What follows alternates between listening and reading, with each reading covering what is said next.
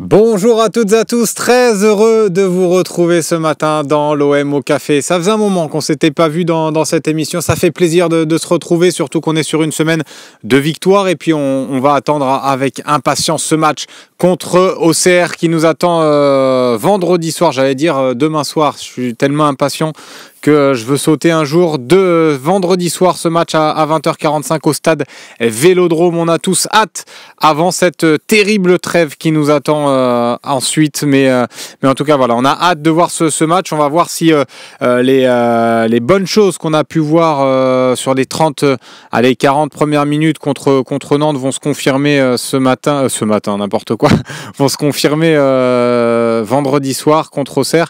Ça va être intéressant à voir. Ça va être intéressant. Moi, je trouve en tout cas qu'on est en progrès. En tout cas, ce match contre Nantes et la première période m'a plutôt rassuré sur ce point-là.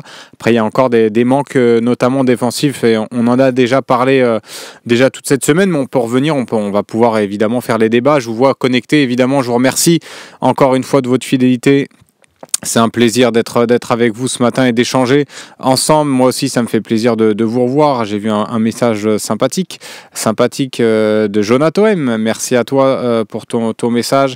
Voilà, les fidèles, Charlie Goyard également satisfait de la prestation de notre OM dimanche dernier. J'ai un peu répondu. C'est vrai qu'on s'est pas revu depuis, donc j'ai pas pu forcément donner un peu mon avis. Moi, j'ai été plutôt emballé par la première période de l'OM. Je trouve que c'était l'une, si ce n'est la meilleure première période depuis que De Zerbi est en poste, avec la première période contre Reims. Mais je trouvais même dans le jeu, Romain Canute parlait à la mi-temps de manque d'intensité. Je n'étais pas forcément d'accord, parce que je trouvais justement on y a mis de l'intensité. J'ai vu même chose que j'avais pas beaucoup vu depuis le début de la saison, un pressing s'exercer plutôt haut sur la première période, avec aussi beaucoup de mouvements, et on voit que ça change tout. Il y avait Adrien Rabiot également, qu'on dit milieu relayeur droit, mais on voyait qui se baladait quand même pas mal au milieu de terrain, qui apportait et qui proposait pas mal de solutions. Højbjerg aussi, Koné, même si on l'a beaucoup moins vu. Alors je sais que certains sont très sévères avec son match. Moi, je trouve son match plutôt neutre. Je l'ai pas vu faire des choses extraordinaires. Je l'ai pas vu excellent non plus. On va en attendre plus de ce joueur-là, parce qu'on voit qu'il a des qualités. Donc évidemment, on est en mesure d'en attendre plus, mais on va quand même attendre de le voir enchaîner peut-être les prestations pour qu'on puisse vraiment avoir un avis arrêté sur ce joueur-là. Donc non, j'ai aimé ce qu'on a proposé. J'ai aimé le Jonathan Rowe aussi, qui est assez déroutant sur son côté gauche comme d'habitude, même s'il y a eu beaucoup de déchets. Je trouve qu'il a manqué aussi de justesse dans les derniers gestes, notamment dans la surface de réparation. Il y a quelques fois où il en a un peu trop fait. C'est dommage, mais on le sent qu'il est en confiance, et avec s'il enchaîne les titularisations, il va pouvoir monter en puissance. Et puis il y a aussi un joueur qui est le facteur. Alors j'ai beaucoup aimé aussi le match de Neal Maupay. Je trouve qu'on n'en a pas suffisamment parlé.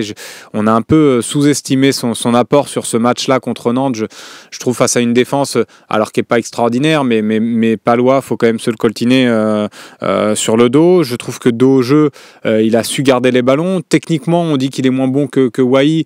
Sur le match contre Nantes, je ne l'ai pas trouvé moins bon que ce que nous a montré Wai depuis le début de saison. Et Dieu sait qu'en plus j'ai défendu Wai, mais aujourd'hui, moi, le match contre Nantes de Maupay m'a pas mal convaincu. En tout cas, je trouve qu'il mériterait d'être titularisé à nouveau vendredi soir, au vu de sa prestation. C'est aussi le mérite qui va jouer. Donc aujourd'hui, il a fait un bon match dimanche dernier. Je trouve qu'il a été hyper important dans ce jeu-là, en plus que demande De Zerbi. C'est des choses, moi, c'est des choses que Wai ne faisait pas depuis le début de la saison. Son jeu de haut but m'a beaucoup plu. Après, on va attendre évidemment confirmation, comme beaucoup de joueurs. Je vais pas avoir peut-être que contre Auxerre il va être aligné, Maupay il va complètement passer à côté.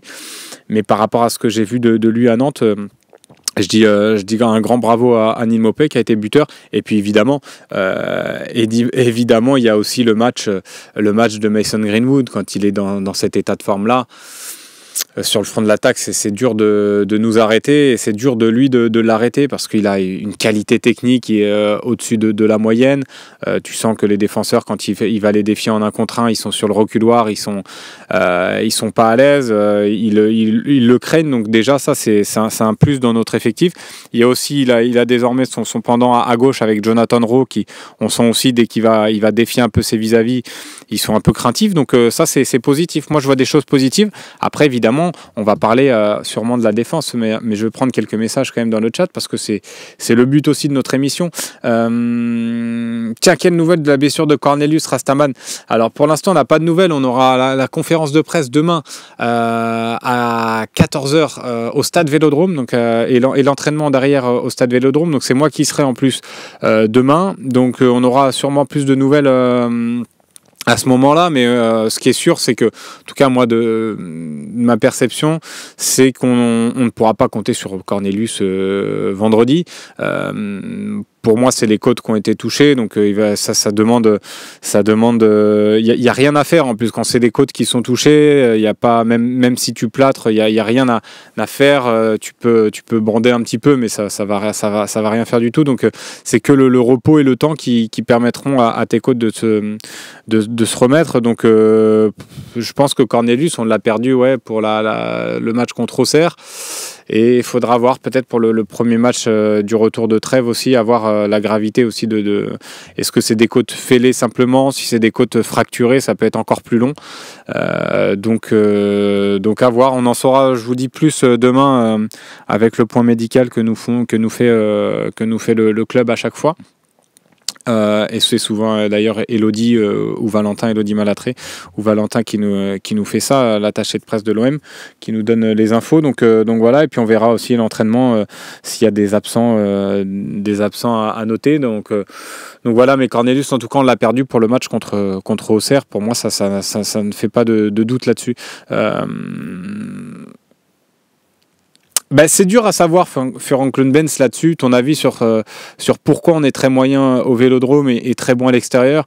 C'est quand même, en plus j'en parlais avec Loïc juste avant l'émission ce matin. C'est dingue parce que l'année dernière on était bon au Vélodrome, mauvais à l'extérieur. L'année d'avant c'était l'inverse. Il n'y a pas une année où on est bon que ce soit à domicile ou à l'extérieur. Donc c'est ça qui est embêtant. Après c'est dur de savoir. C'est vrai que Romain Hering a avancé quelque chose qui s'entend, que peut-être il a trouvé la clé, Roberto De Zerbi, pour les matchs à l'extérieur.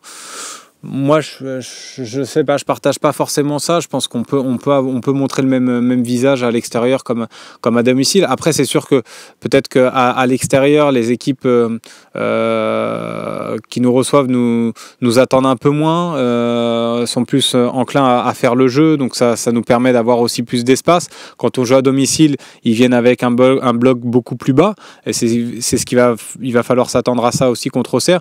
C'est peut-être aussi là que pour l'instant on a du mal à évoluer face à des blocs un peu plus bas, mais je pense qu'à l'avenir on peut être aussi très bon à l'extérieur et très bon à domicile. Donc voilà, après là c'est le début de saison, mais c'est vrai que c'est un joueur aussi qui symbolise un peu ça, cet échec entre guillemets au Vélodrome, c'est Mason Greenwood qui finalement sur les matchs à l'extérieur est souvent brillant, et les matchs à domicile je l'ai rarement vu très bon. Alors il avait, si peut-être le match contre Reims où il avait été bon, c'est peut-être le seul. Contre Nice, je l'avais pas trouvé bon. Contre Paris, évidemment, il avait pas été bon. Contre Angers, il n'a pas été bon. Ça fait déjà 3 matchs à domicile, donc c'est un peu le symbole de ça. Donc on va voir. Peut-être question mentale, il y a Blo Gigi. Pourtant, on avait dit qu'on avait recruté quand même des joueurs cette fois-ci de caractère. Donc on verra sur la durée. Là, pour l'instant, c'est dur de se prononcer au bout de 10 journées. On n'a fait que quelques matchs à domicile. Je pense aussi que le fait que De Zerbi a un peu tâtonné sur ses compositions, qu'il y a eu aussi beaucoup de suspendus, il y a eu des blessés à gérer. Donc je pense que tout ça fait qu'il n'a pas forcément pu mettre son jeu en place. J'ai l'impression quand même que contre Nantes, il y a quelque chose qui a été créé. Alors, Surtout sur la première mi-temps où j'ai vu vraiment un visage intéressant avec beaucoup de mouvements, beaucoup d'intensité, de la qualité aussi technique, ce que nous a apporté aussi Rabiot au milieu de terrain, parce que on dit qu'il n'avait pas fait un bon match, mais tu sens, même si c'est vrai que c'est pas encore le Rabiot étincelant, mais tu sens que c'est quand même au-dessus de la moyenne et qui va nous apporter beaucoup. Donc voilà, je pense que ce joueur-là va aussi prendre en rythme, va gagner en rythme. Donc là, petit à petit, moi je pense être plutôt confiant sur la suite de la saison. Je sens qu'il y a quand même quelque chose qui est en train d'être mis en place. Et il faut aussi, des fois ça prend du temps et il faut être aussi un peu plus patient. Maupay est-il passé devant Wai dans la hiérarchie pour toi, Chris Domba? Oui, pour moi, là, sur le match contre Nantes, moi je vous l'ai dit, Maupay m'a convaincu. Donc après, est-ce qu'il est passé devant dans la hiérarchie pour De Zerbi? Je ne sais pas. En tout cas, il a envie de maintenir les deux en confiance. Et je trouve que c'est très bien fait de la part de Roberto De Zerbi de toujours encenser le remplaçant quand le titulaire a bien marché. Parce qu'il ne veut pas perdre Wai, parce qu'il sait qu'il aura aussi besoin de lui, parce que Maupay ne fera peut-être pas de très bons matchs tout le temps comme ce qu'il a fait à Nantes. Donc voilà, Wai il veut pas le perdre et c'est sûr que je trouve que c'est bien fait dans la gestion des deux hommes à chaque fois. Donc voilà, mais je pense, en tout cas moi, de mon point de vue, Maupay est passé devant à l'heure actuelle, mais il faut pas forcément pour autant enterrer Eli Wai qui pour moi a aussi des qualités, peut-être même un meilleur joueur intrinsèquement. Mais il faut qu'il se fasse violence, il faut qu'il progresse aussi dans le jeu combiné, dans le jeu de haut but. Eli Wai, s'il veut performer, s'il veut devenir aussi un grand attaquant à l'échelle européenne, parce que c'était son ambition, il faut qu'il progresse dans ces aspects-là. Il peut pas se contenter de ce qu'il faisait à Montpellier, ça marche pas, et on voit donc dans son jeu de haut but, vraiment faut qu'il progresse là-dessus. Donc mais pour l'instant, oui, pour moi Neil Maupay est passé devant avec sa prestation contre Nantes que j'ai vraiment apprécié.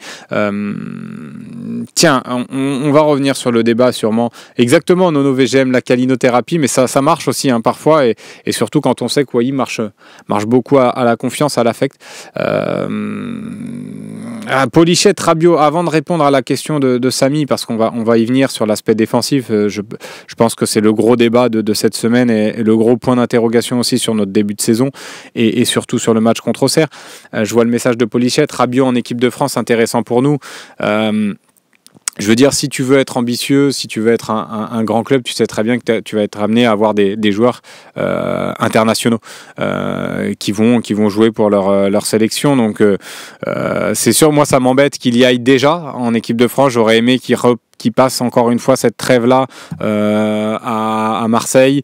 C'est sûr que si aujourd'hui tu me dis que tu perds Adrien Rabiot au milieu de terrain, ça m'embêterait grandement. Donc j'aurais aimé qu'il reste encore un peu à Marseille. Après, à mon avis, Deschamps va faire appel à lui. Donc, sur cette trêve-là, c'est pas forcément intéressant. Après, le fait d'avoir des joueurs qui sont sélectionnés, ça veut dire aussi que ton équipe est d'un tout autre niveau. Donc, c'est aussi positif pour nous. Mais sur cette trêve-là, je trouve que c'est un peu tôt pour envoyer Rabiot.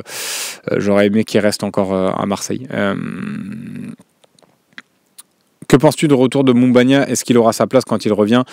Totard, je pense que c'est un peu tôt là pour l'instant, on ne sait même pas dans quel état il va revenir aussi. C'est un mec, comme tu dis, qui mouillait le maillot. Après, c'est un mec qui avait beaucoup aussi de carences et un gros déficit technique.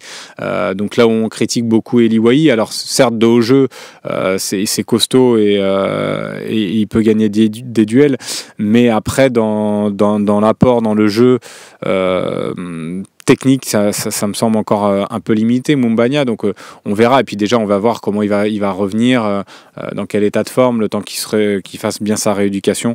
Pour l'instant le débat n'est pas forcément à mettre sur la table. Donc voilà, je vais prendre le message de Samy pour parler un petit peu de l'aspect défensif. Dis-moi, Slim, ton avis, ça sera Kondogbia titulaire en défenseur central, le titulaire à ce poste avec Balerdi, évidemment, parce que Balerdi on ne l'enlève pas du 11 pour l'instant puisque c'est le capitaine, donc Il n'y aurait pas de logique, même s'il est passé à côté de son match contre Nantes, il n'y aurait pas de logique de le mettre remplaçant. Kondogbia, pour moi, en fait, s'il y avait Cornelius de disponible, je t'aurais dit, moi, je mettrais Cornelius, comme je souhaitais mettre Cornelius contre le Paris Saint-Germain et comme je souhaitais voir Cornelius contre Nantes. Aujourd'hui, avec cette absence-là, moi, Brassier m'offre ni de garantie défensive, ni de garantie dans la relance. On l'a vu d'ailleurs sur son entrée en jeu contre Nantes. Il y a 2-3 passes assez faciles qui t'envoient il t'envoie des cacahuètes, comme on dit. Non, mais ça a été compliqué aussi dans la relance, Lilian Brassier, dans son entrée en jeu contre Nantes. Donc à partir de là où tu n'as pas, à partir du moment où tu n'as pas Cornelius, qui pour moi me donnait satisfaction depuis le début de saison, moi je pense que la logique c'est de mettre Kondogbia. Je mets évidemment Meïté de côté puisqu'il n'a pas fait un seul match cette saison, donc ça serait presque du suicide de le mettre titulaire d'entrée de jeu sur un match comme ça, surtout dans un moment où tu as besoin de points et tu as besoin de garder aussi une certaine continuité par rapport à ce que tu as fait contre Nantes. Et moi je trouve que Kondogbia, sur les 30 premières minutes, parce que je me suis refait le match, il fait plutôt un bon match avec Balerdi. C'est plutôt serein, je trouve, dans la relance quand on a le ballon.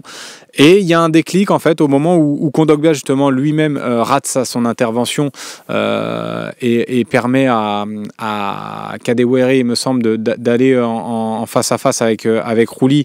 Et Rouli intervient bien et arrête le tir et la tentative de lob de Kadewere. À partir de ce moment-là, ça a donné un peu confiance à Nantes. Et nous, je trouve qu'on a plongé aussi quelque part mentalement. On a commencé à être beaucoup plus fébrile. Kondogbia le premier, Balerdi aussi. Et après, ils n'ont pas réussi à reprendre le dessus, à reprendre ce contrôle qu'ils avaient, cette maîtrise qu'ils avaient sur les 30 premières minutes. Et après, ils ont fait un match horrible. Mais si tu te bases sur les 30 premières minutes, je trouve que voilà, c'était intéressant, en tout cas dans la relance. Donc aujourd'hui, moi, je continuerai à mettre Kondogbia, Balerdi, puisque Brassier m'inquiète peut-être même plus que Kondogbia. Et pourtant, je ne suis pas convaincu du Kondogbia derrière. On en avait déjà discuté de nombreuses fois ici en plateau sur ces dernières semaines. Je me posais des questions sur le fait que Kondogbia soit une solution viable. J'ai encore beaucoup d'interrogations. Après, aujourd'hui, si c'est la volonté de Roberto De Zerbi d'installer cette charnière-là, j'ai envie de dire, quelque part, on va lui faire confiance. Après, c'est sûr qu'on ne manquera pas de lui tomber dessus aussi, Roberto De Zerbi, si il s'entête à mettre cette charnière-là et que ça ne marche pas. Évidemment, il va devoir subir les critiques, mais il les assumera. Mais voilà, donc aujourd'hui, en tout cas sur le match contre Auxerre, oui, je remettrai Kondogbia à la place de Lilian Brassier. Slim, tu ne penses pas qu'à domicile, on peut mettre une équipe plus offensive avec Greenwood en 10 et devant Wai à gauche et Mopé au centre? Moi, Wai à gauche et Hérault à droite. Wai à gauche pur, moi je suis pas du tout convaincu, honnêtement. Pour moi, c'est pas un ailier gauche. Il l'a fait, on en avait parlé avec il me semble, c'était Nuno Tavares qui était venu intervenir en plateau la dernière fois, qui disait quelque chose d'intéressant. Je ne sais plus si c'était lui ou un autre. D'ailleurs, à l'instant, Loïc Lachaud, l'excellent, qui nous met le numéro de téléphone, si vous voulez intervenir ce matin dans l'OM au Café, le 01 87 40 42 02, le 01 87 40 42 02, et après vous tapez le petit code 107 706 631 dièse. Voilà, si vous voulez venir échanger avec moi. Donc j'en étais où? J'ai oublié ce que je disais. Voilà, ça arrive. Non, voilà, sur la composition, vous voyez, je suis pas du tout convaincu sur le côté gauche. Greenwood, moi je l'aime quand il est sur le côté droit.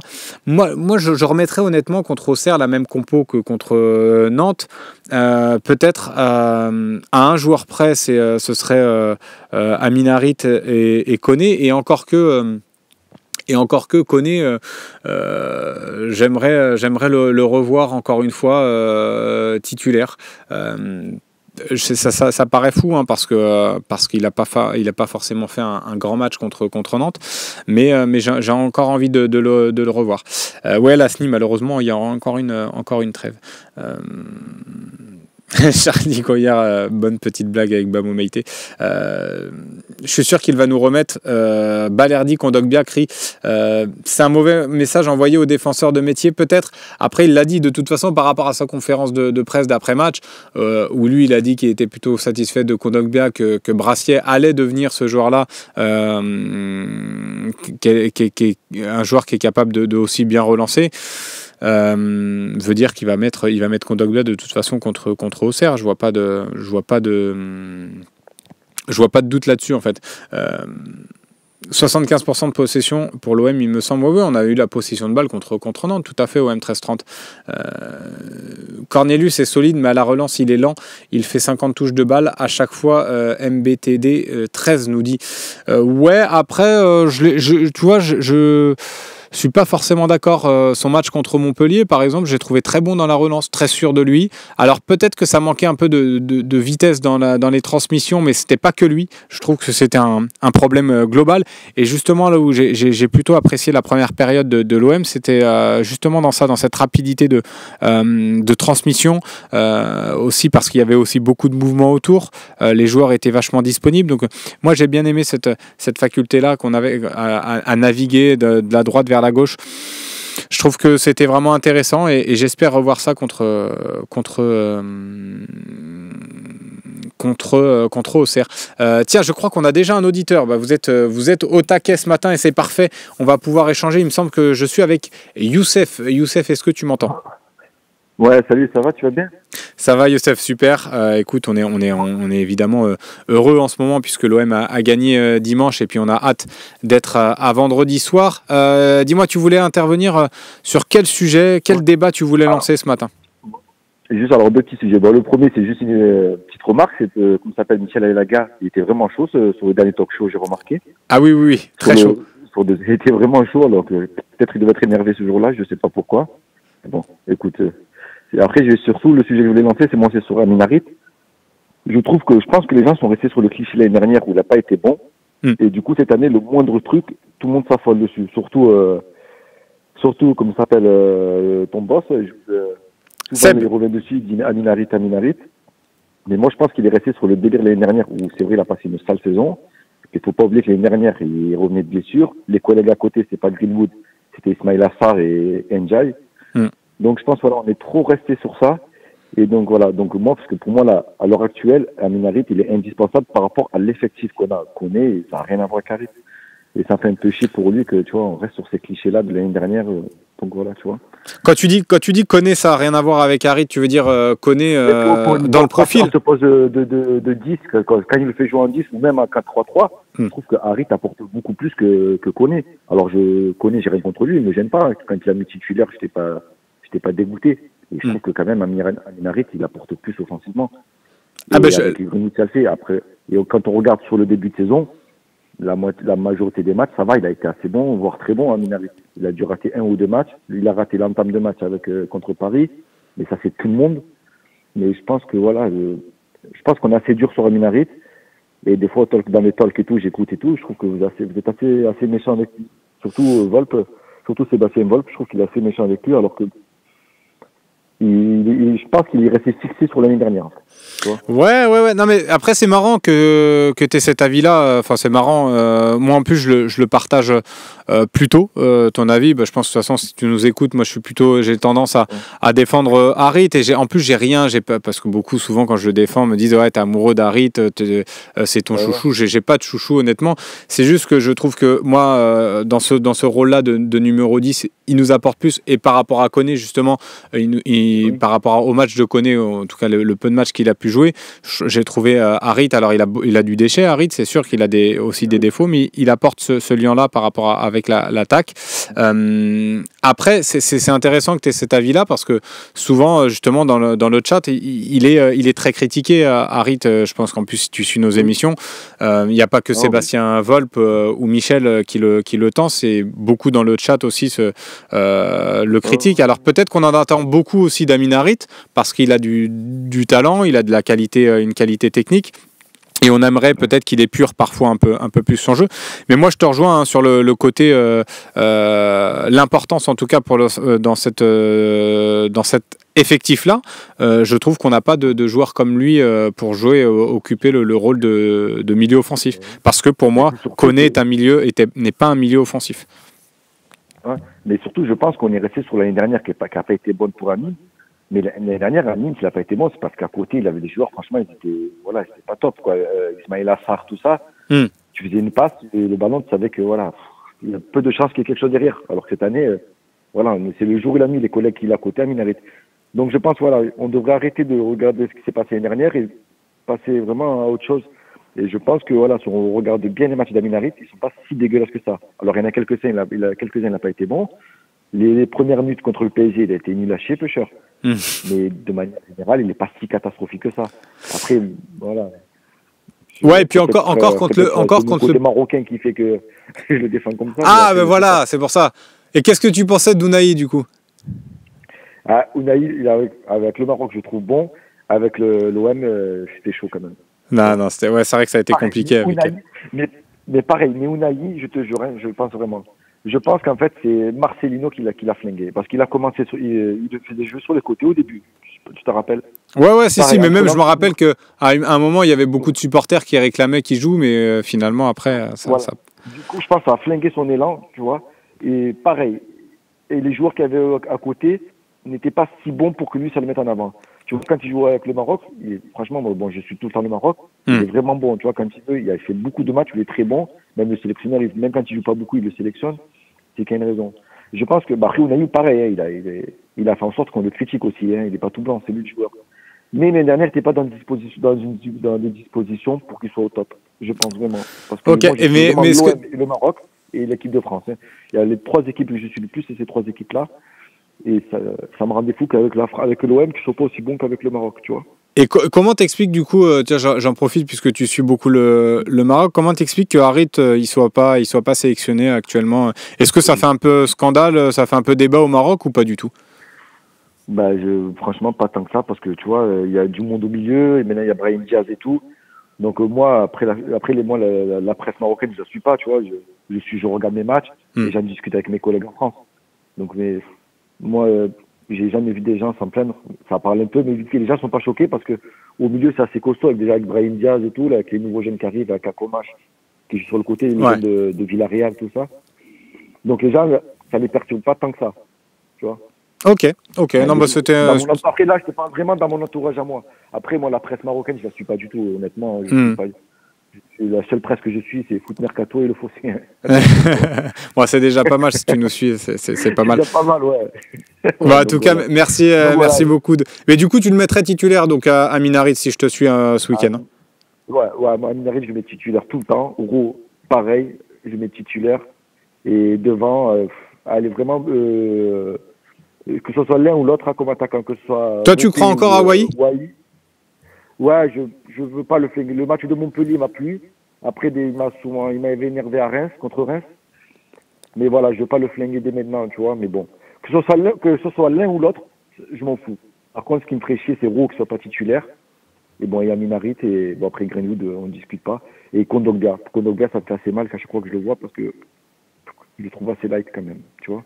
Ouais, c'est un peu léger derrière. Après, le problème, c'est que ce que je disais juste avant, si à la rigueur il y avait Cornelius de disponible, moi je trouve qu'il fait plutôt un début de saison correct, Cornelius, et qui donne un peu plus de garantie derrière. J'aurais mis Cornelius, mais là le problème c'est que Brassier, c'est pas non plus terrible pour l'instant. En plus, Cornelius, moi le premier match, je dis ça va être chaud ce joueur. Et après, les matchs ont suivi et je dis au final, il est vraiment bon. À la tête, c'est un tueur. Le duel aérien, franchement, il est vraiment fort. Mais bon, Pêcheur, voilà, il était remplaçant, il est rentré, il s'est flingué. Alors, je sais pas si c'est les côtes ou quoi. Ouais, je pense que c'est les côtes, on en saura plus, comme j'ai dit demain, parce je serai à la conférence de presse, donc ils vont nous donner les précisions, mais je pense que c'est les côtes, à voir si c'est juste des côtes fêlées ou si c'est fracturé, donc on verra ça demain. Quand c'est comme ça, le joueur au Cornelius, il est blessé, il est Kondogbia, là, on n'a pas le choix, donc du coup, je m'en fous, je regarde pas le match avec de la colère, tu vois, je me sens pas rouler, tu vois. Mais quand le match précédent, là, Cornelius, en début de match, il n'était pas blessé, et je vois qu'il est remplaçant, là, tu vois, ça. Ah oui, bah c'est sûr que ça a posé question et ça a fait débat et c'est sûrement ce qui a aussi un peu tendu Michel Aliaga et je pense que ses propos ont un peu dépassé sa pensée parce que de toute façon, moi, ça m'a pas choqué. Je suis pas le genre de mec à être choqué quand quelqu'un s'énerve. C'est juste que j'étais surpris qu'il soit autant énervé contre l'entraîneur. Mais après, il faut y aller pour me choquer, quoi. Non, mais oui, non, mais puis en plus c'est un super mec, Michel. Honnêtement, j'adore discuter avec lui. Voilà, tous les consultants, tous les intervenants, de manière générale, ça c'est correct, je trouve. Donc. Ouais, bah c'est gentil en tout cas. Bah merci Youssef d'être venu donner ton avis sur Harit parce que. Super, pareil. Merci et c'est super de vous avoir au téléphone, les gars. Ouais, ça fait plaisir. Merci Youssef et passe une très belle journée. Puis à vendredi, j'imagine pour l'OM. Tu seras au stade peut-être? Non, je suis alité là, donc je bouge pas là. Ok, bon, ça marche. Bon, bah bon courage et puis. Non. Merci. Allez, passe une belle journée. Ciao. Ciao. Bon bah voilà, comme quoi des fois je vous voyais dans les commentaires un petit peu tenser son avis, mais comme quoi il y a de tout. Je veux dire, Amine Harit pour l'instant fait pas mal débat souvent. C'est sûr qu'avec Seb, mais même Seb, je pense qu'il l'a dit que il est aussi exigeant avec lui parce que il sait qu'il a des qualités. On peut être exigeant avec Amine Harit. Je pense que cette saison il fait pas tout bien non plus, mais on l'a vu en tout cas contre Nantes qu'on réclamait évidemment Koné depuis un moment. Pour l'instant, Koné n'a pas forcément montré qu'il était en capacité de remplacer Amine Harit ou de faire mieux. Donc c'est sûr qu'aujourd'hui, on n'a pas forcément une grosse non plus concurrence à Amine Harit et ce ne serait pas étonnant de le voir en tout cas titulaire contre Auxerre. Alors, perso, il a été dur avec De Zerbi, surtout qu'il contextualise pas du tout à un moment De Zerbi bricole, mais on n'a pas fait un match où tout le monde était dispo et on dit ils sont pas assez durs sur l'homme, mais quand tu prends 4 rouges sur 9 matchs, tu dois avoir du mal à être dur le match suivant. Ouais, j'ai à peu près compris ce que tu veux dire. Après, il a été dur. Moi, je pense qu'on on en a fait un peu trop parce que sur le début, en fait, il l'a attaqué sévèrement et je partageais pas du tout ce qu'il a dit Michel. Je pense qu'il allait un peu trop loin sur le compo en bois et le fait que De Zerbi c'était des gains. Je pense qu'il s'est un peu emballé. Après, il a un peu édulcoré ce qu'il avait dit au départ et je pense qu'il apprécie évidemment Roberto De Zerbi. En plus, on fait toutes les confs de Zerbi. On voit bien que contre le Paris Saint-Germain, je veux dire, il arrive en conf, le mec, non, on va garder du respect, mais le Roberto De Zerbi arrive en conf, il regarde ses chaussures, tu sentais qu'il était affecté par cette défaite. Il vit aussi pour le foot, il vit pour l'OM aujourd'hui. Il essaye de mettre en place quelque chose de sérieux et quand il voit que ça marche pas, qu'il a beaucoup de critiques, je pense que ça le mine. Mais voilà, c'est pas un tricheur. Puis je pense que c'est un entraîneur qui a aussi beaucoup de bonnes idées. Et il faut l'accompagner, mais voilà, je pense qu'il ne faut pas trop en faire non plus sur les propos de Michel. Je trouve que voilà, faut pas que ça prenne des proportions non plus énormes, alors que bon, c'était pas forcément si fou que ça. Tiens, je crois que j'ai Djepa Touché avec moi au téléphone ce matin. Djepa Touché, est-ce que tu m'entends? Ouais, je t'entends. Tu m'entends? Ouais, parfait. Alors, tu voulais réagir à quoi ce matin dans le chat? Alors, déjà, je voulais voir s'il n'y avait pas la possibilité qu'on mette en place 2 compos, genre contre des équipes un peu plus faibles, et quand on est face au gros.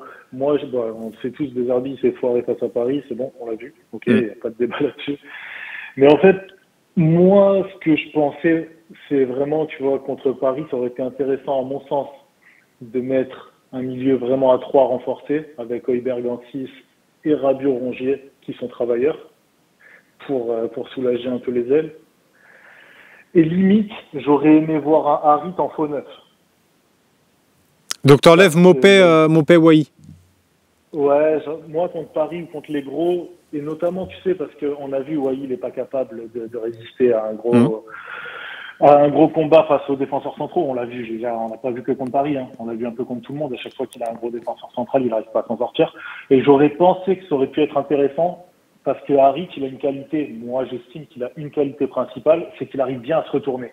Tu sais, quand il est dos, Oui. technique, quand il est dos au jeu, il a cette technique pour pouvoir se retourner.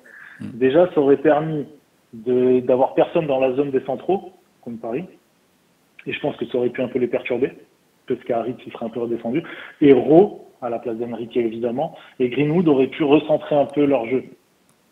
Ok. En fait, finalement, oui, tu aurais renforcé le milieu comme ça, toi. J'aurais fait un vrai 4-3-3. Alors bon, moi j'étais pour Cornelius plus que Kondogbia, mais bon. Oui, je pense qu'on était tous un peu comme ça. Ouais, voilà, c'est ça. Et après, je te dis, un milieu Højbjerg en 6, et après Rabiot côté gauche qui vient aider Brassier côté gauche, tu vois, qui vient l'aider sur les phases défensives. Rongier qui vient aider Murillo sur les phases défensives pour soulager un peu Greenwood, parce qu'on sait que Greenwood, c'est pas un mec qui travaille. Donc ça aurait pu, à mon sens, soulager sur les phases défensives. Et après, offensivement, avoir un Harit qui joue un peu plus bas et qui peut orienter sur Rowe et Greenwood, qui sont un peu nos bombes atomiques. Chacun à son échelle. Mais... Donc voilà, ouais. Ça, pour moi, cette compo, ça peut être intéressant, tu sais, face à des équipes un peu importantes. Et après, avoir une compo qui est complètement différente face aux équipes plus petites, où tu peux te permettre d'avoir, allez, Harit ou Koné dans un... Moi, je resterais sur un 4-3-3, tu vois. Ouais. Et donc, Harit ou Koné à côté de Rabiot. Et après, si tu as envie de me mettre Enrique, tu mets Enrique, ou Rowe, Greenwood, après tu mets qui tu veux en pointe. Mais vraiment, tu vois, avoir deux compositions distinctes contre les gros, pouvoir se permettre vraiment de mettre Rongier qui est plus travailleur, et contre les équipes un peu plus petites, d'avoir un milieu un peu plus, on va dire, offensif. Ouais, après ça s'entend. Moi, je pense, et comme je l'ai dit au début de l'émission, parce qu'on m'avait déjà alerté un petit peu là-dessus, je pense qu'on est capable... T'as pas entendu le début? Ouais, mais en fait, je pense qu'on est capable d'être aussi performant à l'extérieur qu'à domicile. Et je pense que moi, par rapport à ce que disait notamment Romain Heering sur le fait qu'il ait trouvé peut-être la clé à l'extérieur avec cette compo, et peut-être qu'à domicile, il faudrait trouver autre chose. Je suis pas forcément d'accord. Je pense que ce qu'on a mis en place à l'extérieur, on peut essayer de le mettre aussi en place à domicile. Il faut juste que cette équipe-là gagne aussi un peu en confiance. On l'a vu notamment par rapport à la charnière centrale. Au niveau de l'impact, je nous trouve quand même léger. On fait 4 fautes contre Paris, on fait 6 fautes là contre Nantes. Enfin, tu vois, on est léger, on n'est pas vraiment d'impact, je trouve. Après, oui. On a beaucoup le ballon. Contre Nantes, ouais, c'est ce que j'allais te dire.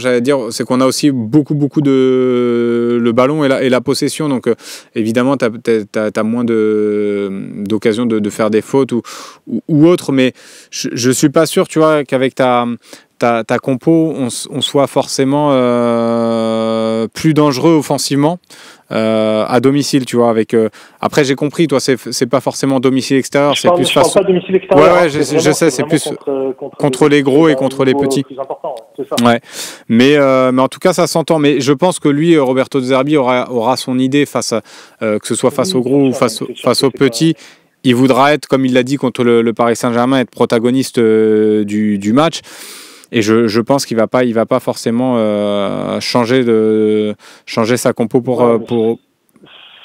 J'espère que contre Paris, il s'est rendu compte qu'il n'a pas été protagoniste. Enfin, peut-être que j'ai pas regardé le bon match, mais il ne me semble pas qu'on ait été ultra protagoniste. Et je te parle sur les 20 premières minutes. Non, mais là, de toute façon, on est tous d'accord. Mais comme tu l'as dit, on ne va pas toujours revenir sur le match contre le PSG. Mais tu as raison. Après, on n'a pas du tout été protagoniste, et dans sa compo, je pense qu'il s'est trompé, même en mettant Luis Enrique, qui pensait peut-être être plus utile défensivement. Je pense qu'il s'est aussi trompé. On a vu Rowe est beaucoup plus impactant devant. Le fait d'avoir mis peut-être Kondogbia aussi derrière, ne t'a pas donné les garanties derrière non plus. Donc voilà, tu as fait pas mal d'erreurs. Même il y a une question qui va commencer à se poser sur le latéral droit, parce que moi j'ai trouvé un Lirola. Alors Murillo, c'est paradoxal parce que Murillo a fait un bon match contre le Paris Saint-Germain défensivement, mais je trouve que dans cette idée-là d'être très offensif, je trouve que Lirola est quand même intéressant. En plus, il a cette faculté à faire ce que fait un peu Merlin à gauche, c'est-à-dire de venir des fois se réaxer. Il l'a fait contre Nantes, se réaxer et avoir ce rôle un peu plus hybride. Et je trouve que même parfois, dans les matchs où il a joué Lirola, je trouve qu'il permet aussi à Greenwood d'avoir plus de solutions devant. Contre Angers, on s'en rappelle, il était un peu esselé, Greenwood. Il avait pas trop d'aide sur le côté droit. Il s'était fait manger par la prise à deux. Là, avec un Lirola qui est très offensif, je trouve que Greenwood est bien aidé et je trouve que ce duo-là marche plutôt bien à droite. Donc, je pense que quelque part, Lirola a gagné des points aussi avec le match contre Nantes. Je ne sais pas ce que tu en penses, justement, j'ai pas touché. Je suis bien d'accord avec toi, et d'ailleurs, il y a quelque chose, je pensais pas arriver à cette conclusion-là, tu vois, mais Murillo contre le PSG, en 1 contre 1 face à Barcola, il fait quand même quelque chose de relativement solide. Oui. On le voit contre Nantes, c'est avec Simon, il arrive plusieurs fois en 1 contre 1, et même avec le petit jeune, c'est pas contre Simon, c'est peut-être le petit jeune qui est rentré, Guirassy, je crois. Guirassy, ouais. Il arrive bien à le contenir et je me rends compte en fait que Murillo défensivement en 1 contre 1 il est solide et offensivement il a eu du mal. Et enfin franchement contre Nantes il a fait 2-3 ouais. 6 quoi. Il a voulu ouais, exactement. Ouais, tout à fait. Je trouve du coup, à la différence de ce que je pensais l'année dernière de ce gars-là, je trouve qu'il est plus intéressant défensivement qu'offensivement en ce moment. Ouais, en fait, il est plus intéressant défensivement quand il est vraiment latéral droit, quand il est dans son vrai poste. Parce que dans la défense à 3, je trouvais, des fois, il a, dans des positionnements défensifs, je trouvais vachement mis en difficulté. Et c'est vrai que défensivement, mais tu vois, comme quoi, même Lirola contre Moses Simon, j'ai pas vu en difficulté, alors que c'est censé être quand même un ailier, quand même, un des ailiers les plus déroutants de Ligue 1. Alors. On peut émettre des réserves sur ce que je dis parce qu'il joue qu'au FC Nantes, Simon, mais en tout cas, c'était le maillon fort un peu de cette équipe. Et je trouve que c'est un dynamiteur. Ouais, voilà. Et je trouve que Lirola l'a bien maîtrisé. L'a bien maîtrisé et même sur la contre-attaque de Mohamed là, qui part tout seul au but, il fait ce retour défensif. Alors, il fait rien d'extraordinaire parce qu'en fait, il va pas faire une intervention, mais rien que avec sa vitesse. Il revient à une vitesse folle et il arrive à le faire décaler. Parce que Mohamed, sans son retour, il part plein axe. Et c'est ça, donc moi je l'ai trouvé vraiment intéressant Lirola sur ce match-là. Et je voyais un message passer. Intéressant joueur quand même. Ouais, il est intéressant. Moi j'y croyais plus beaucoup. On l'a quand même connu intéressant ce joueur. Ouais, non, c'est clair, quand il est arrivé à l'OM, il avait impressionné tout le monde. Après, c'est son hygiène de vie et voilà, et c'est ça qui pose question. Mais j'ai l'impression qu'il est venu cette année avec de meilleures intentions. Il va falloir aussi qu'il veut faire une carrière, il n'a pas le choix. C'est ça. Et puis, je vois des messages passer, notamment de celui de Name qui dit Lirola, c'est pas du tout un peintre, pour reprendre son expression cette année, mais je suis d'accord. Et je le trouve vachement intéressant. Et dans ce duo-là qui peut mener avec Greenwood, je trouve que c'est pas mal quand même ce qu'on a à droite, ce qu'on a à gauche, que même si on disait que Luis Enrique s'entendait mieux avec Merlin, je pense que Merlin, parce qu'avec l'intelligence de jeu de Merlin, ça peut matcher. Donc là, je pense qu'on est en train de trouver quelque chose d'intéressant, à voir sur la continuité, ce que ça va donner. Maintenant, il faut de la stabilité, parce que de toute façon, une bonne saison, on le sait, je vais rien apprendre à personne, mais une bonne saison, c'est quand ta défense elle est installée et elle bouge pas, sauf suspension ou fait absolu, et quand on n'a pas le choix. Mais il faut qu'on ait une défense installée. Il n'y a pas de bonne saison quand tu fais que tourner les défenseurs. Ça c'est clair. En tout cas, on espère qu'on verra à peu près la même défense contre Auxerre. J'aimerais ton avis sur une chose. Dis-moi. Moi, il y a un truc, j'entends Harit en 10, tu vois, notamment l'avis de Youssef. Alors, chacun a ton avis, j'ai pas de critique à faire spéciale là-dessus, même si je peux avoir un avis différent.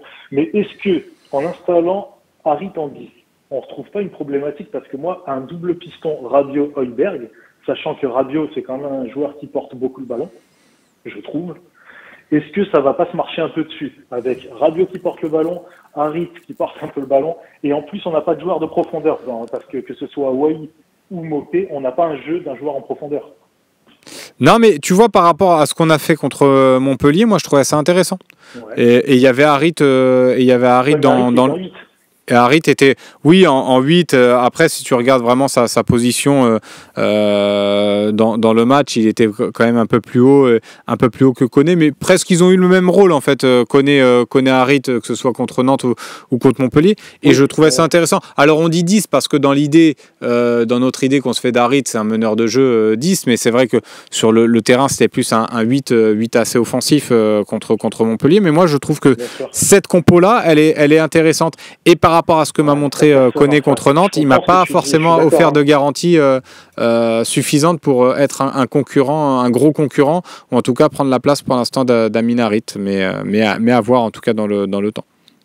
Après, Koné, il faudra aussi lui laisser sa chance. Si on veut qu'il s'installe, il faut aussi lui laisser sa chance. Parce que c'est pas évident si tu fais un match et que tu passes à côté, on te remet plus pendant 3 matchs derrière. Enfin, c'est compliqué aussi. Après, ouais, non, mais c'est sûr, mais après, comme le disait aussi Youssef, statistiquement parlant, on peut revenir à ça, mais puis je trouve pas qu'Harit ait fait que des mauvais matchs non plus cette année. Donc, non. Mais dans l'impact, c'est compliqué. Enfin, je sais pas, moi j'ai un problème avec Harit. Depuis qu'il est revenu de blessure, je trouve qu'il est quand même. Ah ben, je trouve qu'il a perdu en vélocité, en vivacité. Ça, et je pense qu'il retrouvera jamais les jambes qu'il avait avant, honnêtement. C'est sûr. Mais après, ça n'a jamais été un mec réputé non plus pour avoir une constante sur des saisons entières et un mec qui state beaucoup. Hein. Je veux dire, il n'y a qu'à regarder les chiffres. Je pense pas qu'Harit, il ait fait des grandes saisons dans sa carrière. Non, ça a toujours été son problème. De toute façon, la constance et la régularité, hein, ça a été le problème de sa carrière. Donc, aujourd'hui, il a 27-28 ans. Est-ce qu'il est capable d'avoir ce déclic-là? Je ne sais pas. Logiquement, c'est maintenant son prime. Hein. C'est à 27-28 ans qu'un joueur doit être au maximum de ses capacités. Donc. Ouais, généralement, c'est ce qu'on dit. Mais en tout cas, ouais, on verra sur la saison. Après, c'est sûr qu'Amin Harit, il lui faudrait un vrai concurrent. On le connaît, ça pourrait être ce concurrent-là. Mais comme tu dis, encore faut-il lui donner de la continuité aussi. Donc, on verra. Bon, en tout cas, merci beaucoup. J'ai pas touché. Rappelle-moi ton prénom, parce que je t'ai appelé J'ai pas touché depuis le début, mais. Mika, ok, d'accord, bon, super. Bon, en tout cas, merci beaucoup d'être venu avec nous ce matin dans le café, ça faisait plaisir. À chaque fois. Ouais, un grand plaisir. Et puis on se dit évidemment, tu seras peut-être au stade vendredi? Non, moi je suis à plus de 100 bornes, je suis à 150 bornes de Marseille, donc c'est pas évident de faire les allers-retours, surtout quand on baisse la journée. Ouais, c'est vrai qu'en plus, c'est vrai qu'un vendredi soir. Un vendredi compliqué, ouais. Un vendredi soir en plus avant trêve. C'est facile pour moi, le vendredi c'est plus compliqué. Ouais, écoute, j'espère que tu auras l'occasion de venir un peu au Vélodrome quand même cette année. Oui, bien sûr. Et puis voir une petite victoire. Bon, en tout cas, passe une très belle journée. Merci encore une fois, Mika, d'être venu. Allez, à bientôt. Ouais, non, j'en voyais, il y en avait dans le chat qui disaient, il parle beaucoup, mais non, mais c'est normal. Il faut laisser la parole à ceux qui nous appellent. Et c'est intéressant ce que disait Mika. Après, il n'était pas forcément d'accord avec Youssef sur le cas Amin Harit, mais de toute façon, ce cas-là fait énormément débat. D'accord avec toi, nous dit Balco. Ben, je pense que voilà, on a fait une bonne petite émission ce matin. On peut terminer avec un petit quiz, comme je serai pas là demain, ni demain ni vendredi. Donc on peut terminer avec le petit quiz si vous voulez, sauf si vous voulez parler d'autres choses là ce matin avant de se quitter. Ah ouais, Loïc, il veut le quiz, il veut manger, surtout Loïc, je le connais. Il veut que je rentre l'antenne pour manger, hein, ça on le connaît, hein, Loïc. Est-ce qu'il y a du quiz? Ouais, Didier OM, il a dit lance le quiz. Et ben voilà, Harit peut bien faire jouer Greenwood héros comme face à Montpellier, c'est ce qu'on lui demande en tant que numéro 10 de l'équipe. Le souci, c'est lorsque le curseur augmente, il est moins déterminant. Charlie Goyard, tu as parfaitement résumé ce que je pense d'Amin Harit et là où j'attends qu'Amin Harit progresse justement. Donc on va voir, mais peut-être que sur le match contre Auxerre, il va briller parce que je pense qu'il sera de nouveau dans le 11. Allez, on part sur le petit quiz. Pas très compliqué, je pense, honnêtement, ce petit quiz. Je pense que vous allez être bon parce que d'habitude, la réponse D. Vous avez fait la même blague, Nico Helmut et Eddy. Bravo à vous pour la petite vanne. Magnifique. Alors, on va partir sur... allez, tiens, pourquoi pas. Le dernier OM Olympique de Marseille AJ Auxerre, c'était en 2023, on s'en souvient. Sur quel score c'était fini ce OM AJA? Sur quel score c'était fini OM AJA? Et j'ai vu Loïc, ta réponse déjà. Non, Didier OM, c'est pas la bonne réponse. Après là, c'est facile parce que vous pouvez aller regarder sur internet et tricher, mais là, c'est un peu plus simple que la deuxième, même si je vous fais confiance. Robert Robichet qui est le premier à avoir donné la bonne réponse. Eddy également, bravo à toi. Charlie Goyard, Furent Benz, 14-2, Macter le nul. Non, je pense pas quand même. 14-2, mon ami, je pense que tu confonds le sport. MBTB, Max Tis, ouais, vous l'avez. Bon, c'était plutôt facile. Et j'allais demander justement pour un peu plus corser cette question, les buteurs, mais Charlie Goyard nous les a donnés. Voilà, il lit dans mes pensées, ce Charlie Goyard, c'est un phénomène. Under et Sanchez, bravo.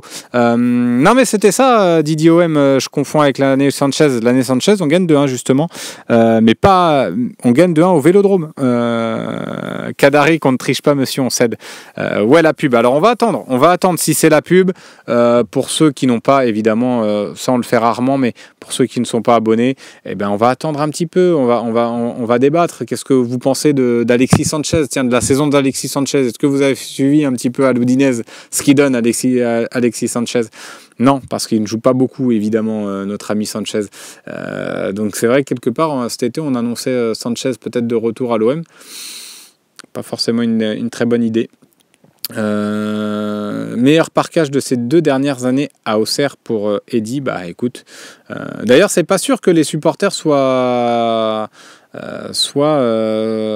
interdits de match contre Auxerre là, vendredi. Ça pourrait tomber, il y a la commission qui se prononce ce soir, mais ça pourrait être pour le match contre Monaco, la réception de Monaco, donc là ça pourrait être coton.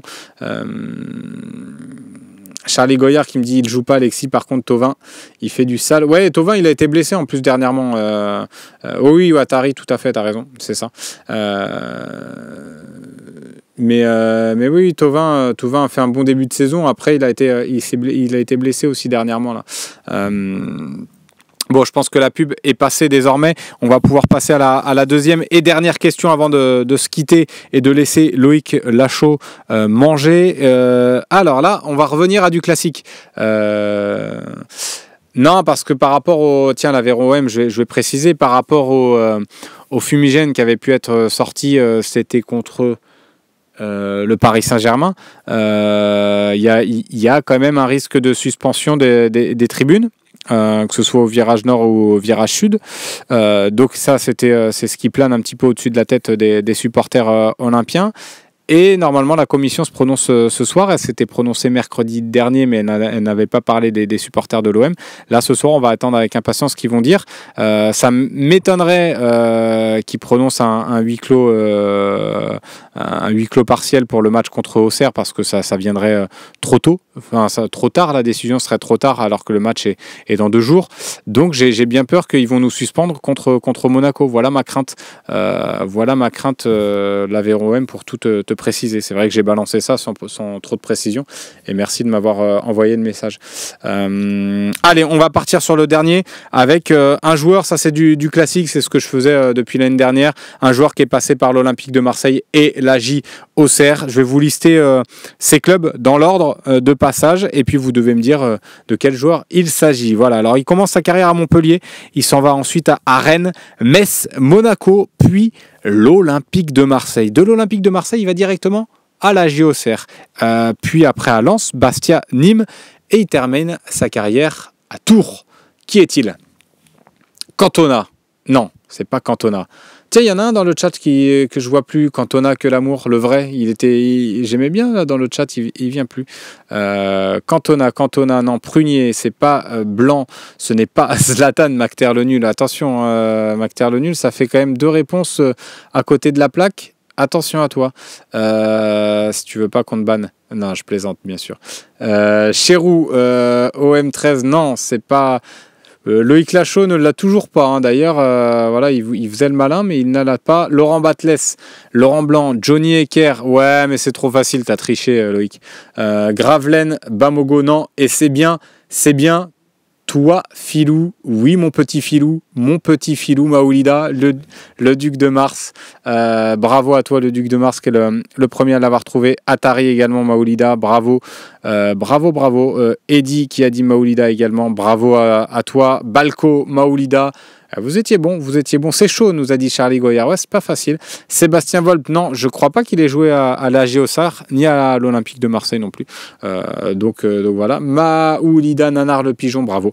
Bravo à vous le petit filou Maoulida. Et ben, en tout cas, on espère qu'on aura un joueur, Slimane Ayen, Max Tis. Non, j'ai ni joué à Monaco, ni joué à Auxerre, ni joué à l'OM, ni à Metz, ni à Rennes, ni à Montpellier, ni à Lens, ni à Bastia, ni à Nîmes, ni à Tours. Donc ce n'était pas moi, évidemment. La petite bandelette, on s'en souvient tous. Bon, en tout cas, j'espère que vous avez apprécié ce petit quiz. Moi, je passe une belle émission avec les deux auditeurs, là, Mika et Youssef. C'était intéressant de les avoir ce matin dans l'OM au café. On se retrouve évidemment demain. Prenez note, parce que là, il y a gros rendez-vous Olympique de Marseille, beaucoup de rendez-vous avec l'OM au café à 11h du matin avec Romain Herring, l'excellent Romain Herring. Vous aurez la conférence de presse, évidemment, de Roberto De Zerbi et un joueur. On n'a pas encore eu le joueur. Ça ne saurait tarder. À 14h et puis le talk show à 18h, donc 14h30 la conf, merci Loïc, les 30 minutes sont importantes, et puis à 18h le talk show avec Sébastien Volpe, et puis entouré d'une bonne petite troupe, notamment Romain Canuti. Donc voilà, et puis vendredi évidemment les 4 heures de direct avec Romain Canut et moi-même au stade Vélodrome, Romain Herring à la présentation, Idriss en plateau, Loïc à la réalisation, et puis on aura du beau monde. Donc voilà, merci à tous. J'ai passé vraiment une belle matinée ce matin, ça m'a fait plaisir d'être avec vous ce matin, et puis on se retrouvera sûrement lundi prochain pour débriefer le match de l'OM contre Auxerre. Ça sera moi pour l'OM au café lundi prochain. Donc passez une très très belle journée, et puis on se dit à demain. Ciao ciao.